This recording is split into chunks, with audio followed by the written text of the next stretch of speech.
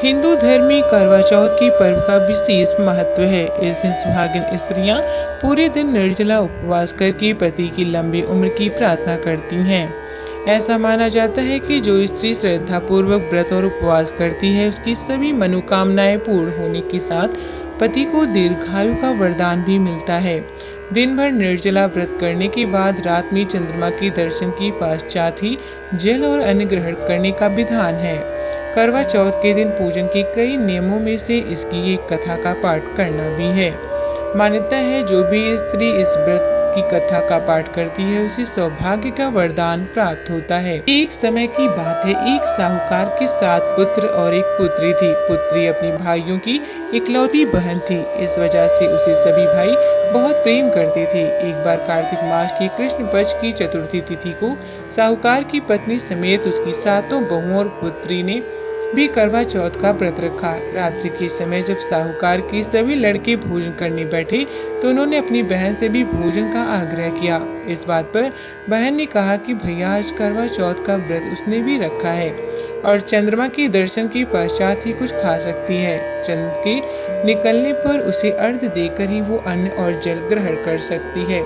साहूकार के बेटे अपनी बहन से बहुत प्रेम करते थे और उन्हें अपनी बहन का भूख से व्याकुल चेहरा देख बेहद दुख हुआ। अपनी बहन का ये हाल देखकर उन्हें ऐसा विचार आया कि यदि चंद्रमा जल्दी ही निकल आए तो उनकी बहन व्रत का पालन कर सकती है। इस वजह से साहूकार के बेटे नगर के बाहर गए और वहां एक पेड़ पर चढ़कर अग्नि जला दी। घर वापस आकर उन्होंने अपनी बहन से कहा, देखो बहन, चांद निकल आया है और तुम अर्घ्य देकर भोजन ग्रहण कर सकती हो। साहूकार की बेटी ने अपनी भाभियों से भी चंद्रमा के दर्शन करके व्रत खोलने को कहा, लेकिन उनकी भाभियों ने इस बात से मना कर दिया और बताया कि अभी चांद नहीं निकला है। बल्कि उनके भाइयों ने प्रेमवश और बहन को भूख से व्याकुल देखकर ही नकली चांद दिखा दिया है। बहन ने भाभियों की बातों को अनसुना कर दिया और अपनी भाइयों की बात मानकर भाइयों द्वारा दिखाए गए नकली चांद को अर्घ्य देकर अन्य जल ग्रहण कर लिया। इस प्रकार बहन का करवा चौथ का व्रत भंग होने की वजह से भगवान श्री गणेश साहूकार की बेटी पर अप्रसन्न हो गए। गणेश जी की अप्रसन्नता के कारण उस लड़की का पति जल्दी ही बीमार हो गया और घर में बचा हुआ सारा धन उसकी बीमारी में व्यय हो गया।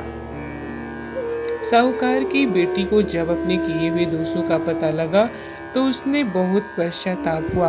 उसने गणेश जी से क्षमा प्रार्थना की और फिर से विधि पूर्वक चतुर्थी का व्रत शुरू कर दिया। उसने विधि से पूजन करके चंद्रमा को अर्घ्य देकर अपना उपवास पूरा किया और वहां उपस्थित सभी लोगों का आशीर्वाद ग्रहण किया।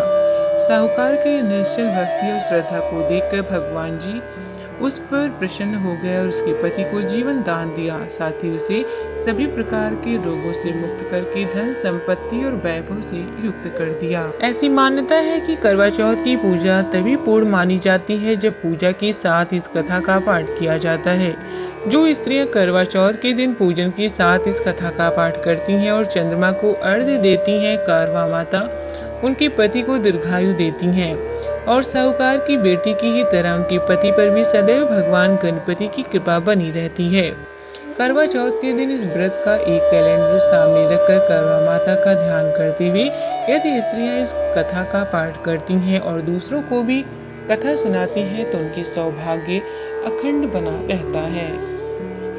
करवा चौथ की ये कथा आपके जीवन में सुख समृद्धि का वरदान और वैवाहिक जीवन में खुशियां प्रदान करेंगी। अगर आपको यह पोस्ट पसंद आई हो तो इसे शेयर जरूर करें।